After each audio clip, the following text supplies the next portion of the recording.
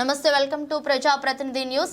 14 రంగాల భవన్ నిర్మాణ కార్మికులు అధ్యక్షులు దుబ్బల శ్రీశైలం మండలాల గ్రామాల టౌన్ల అధ్యక్షులతో కలిసి ఉమ్మడి మెదక్ జిల్లా పార్లమెంట్ ఎన్నికలకు నామినేషన్ వేయడానికి బస్సులో, కార్లలో, బండ్లపైన వెళ్లడం, భారీ ఎత్తున నామినేషన్ కు బయలుదేరడం జరిగింది.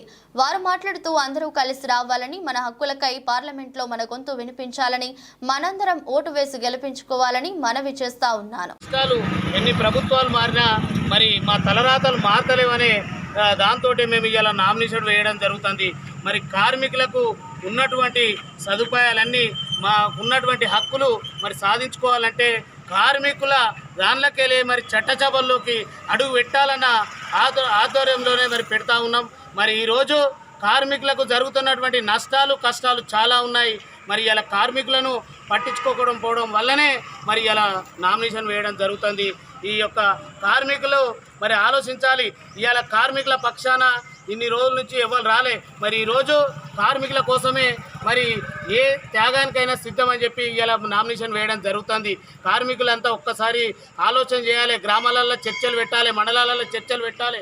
మన కార్మికుల హక్కు, మరి కార్మికుల యొక్క ఓటు హక్కు మనం వినియోగించుకునే అవకాశం వచ్చింది ఈ సందర్భంలో.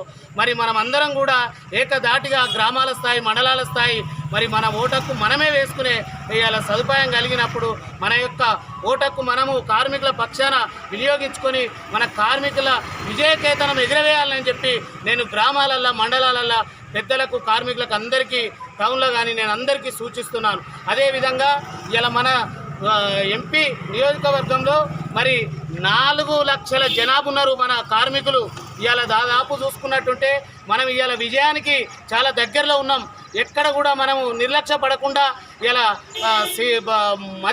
మద్యపానానికి, పైసలకు మనం అమ్ముడు పోకుండా మన కార్మికుల హక్కులు మనం కాపాడుకోవాలంటే మన ఓటు హక్కు మనం వినియోగించుకోవాలని నేను పేరున కోరుతా ఉన్నాను. జై కార్మిక.